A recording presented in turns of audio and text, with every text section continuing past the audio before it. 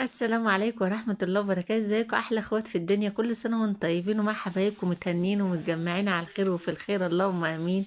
يتعاد عليكم بالخير يا حبايب قلبي. كل سنة وانتم طيبين كده، اول يوم رمضان.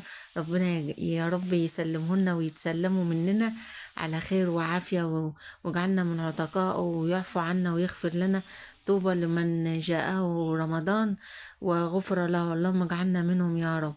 هنا هنعمل النهاردة كده حبايبي، هنعمل كده قطايف.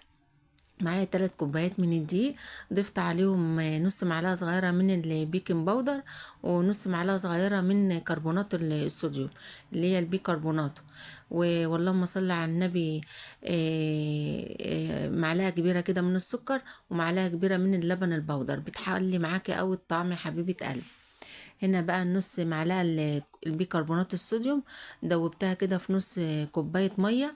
وهنا ال3 كوبايات الدقيق على معلقة السكر على معلقة اللبن البودر على معلقة نص معلقة صغيرة من البيكنج باودر.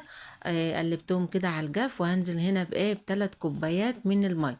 يبقى ال3 كوبايات دقيق انزلت ب3 كوبايات ميه.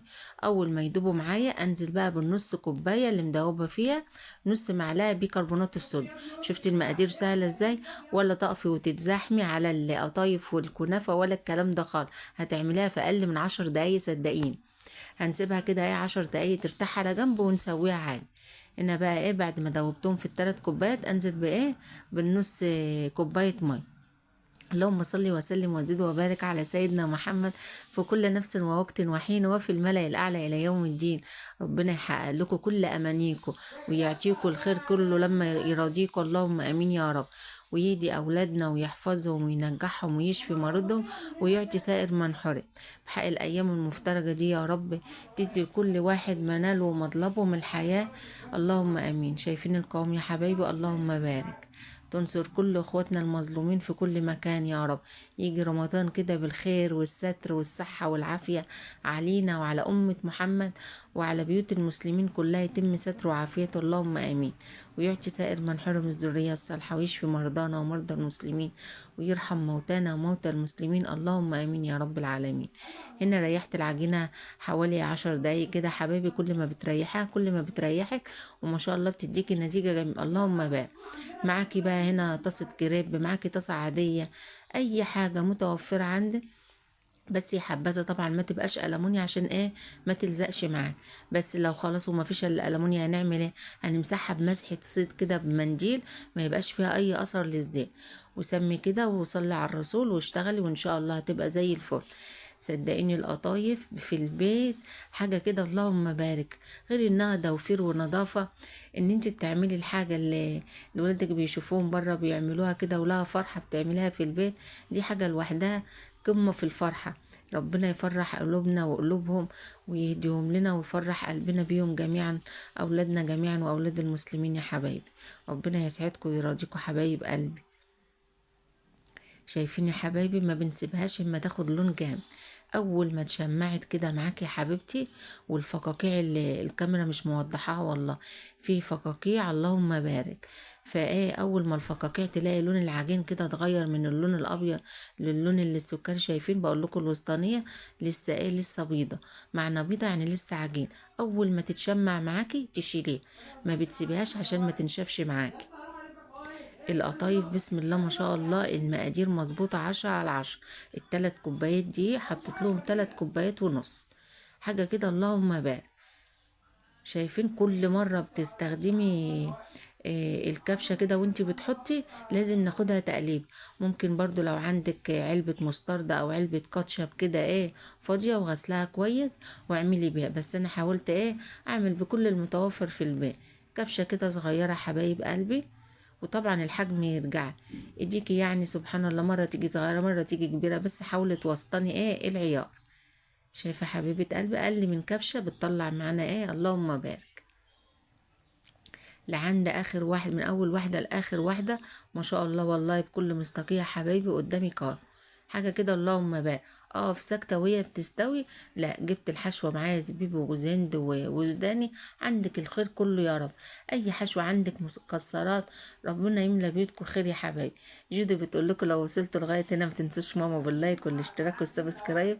الله يسعدكم ويجبر بخواطركم واتشرف بكل اخواتي وحبايبي اللي دخلوا جداد في القناة، وجودكم على راسي من فوق. وكل اللي بيكتب لي كلمة حلوة ربنا يعطيله مثلها وزيادة، ويحقق لكم كل ما تتمنوا وزيادة، اللهم امين. حب الخير لاخيك هيجي لك اكتر منه اضعاف مضاعفة ان شاء الله يا حبايبي. يا رب كده في هذا الشهر المفترج كلنا نصفي قلوبنا كده لبعض ونحب الخير لبعض. الله يسعدكم حبايبي يا رب. اول ما بتتشمع كده والاقي الفقاقيع اللي على الوش ديت اللون اتغير، تقومي شايله على طول. وهنا بقى اي حاجه عندك نضيفه كده، فوطه مطبخ، اي حاجه كده تطلعي عليها عشان ما تعرقش على الصينيه. يعني هي فايده ال- الفوطه او القماشه او ايا كان هتطلعي عليه، انها بتشرب كل البخار اللي طالع منه. فاهمه ازاي حبيبه قلبي؟ عشان ما تحطيش منها للصينيه على طول وتعرق معاك. بقول لكم اخر واحده شايفين، اللهم بارك، اخر عجينه طلعت واحده صغنونه خالص، اسكت حشيتها برضو. كله خير وكله فضل ونعم. هنا معايا الشربات اللي كنا عاملينه سوا، فاكرينه من فيديو تقريبا فات. ما شاء الله يا حبايبي زي الفل. ما بحبش احط له الفانيليا واحفظها عشان ريحه الفانيليا اول ما بتضيفيها كده بتفوح معاك. فقلت بدل ما احطه في الاول واركنه، لا بحب اركنه ساده، وساعه ما اجي هستخدمه احط الفانيليا بتاعته. بتبقى جميله قوي الطريقه دي. اركنه بقى على جنب عشان ما يسخنش جنبي من الزيت. والزيت اول ما يسخن معايا مش عايزينه زيت مغلي، احنا يا دوبك بس زيت سخن، مش مغلي خالص ولا حاجه، عشان ما تاخدش لون من جوه من بره وتبقى جواها لسه طريه معاكي. زيت وسط كده يخليها معاكي مقرمشه وجميله، اللهم بارك. تقعد معاكي لاخر واحده، وتبات معاكي ولا تجلد معاكي ولا الكلام ده خالص.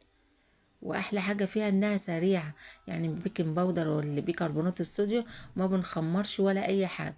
كنا ساعات كتير لما بيجي رمضان في الصيف كنا بنشتكي ان القطايف معانا كده الريحه بتاع الخميره مزنخه فيها.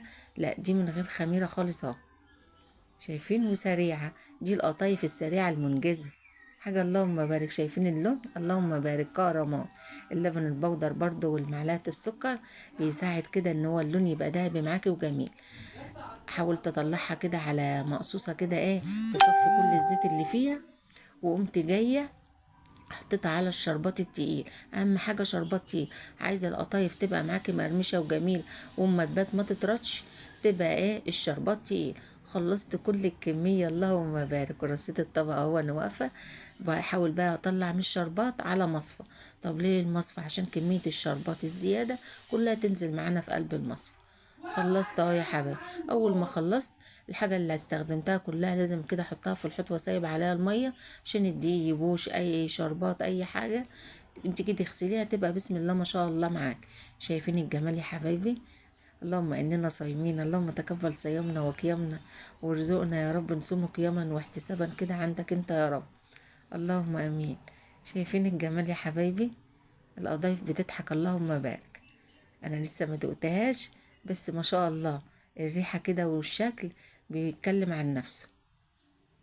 لو وصلت لغاية هنا وعجبكم الفيديو واستفدت منه بأي حاجة، كلمة حلوة لأختك واللايك، الله يسعدك يا حبيبتي. ولو ما اشتركتش اشتركي نوريني باشتراكك، ولو مشتركة فعلي زر الجرس عشان يوصلك كل جديد. والسلام عليكم ورحمة الله وبركاته.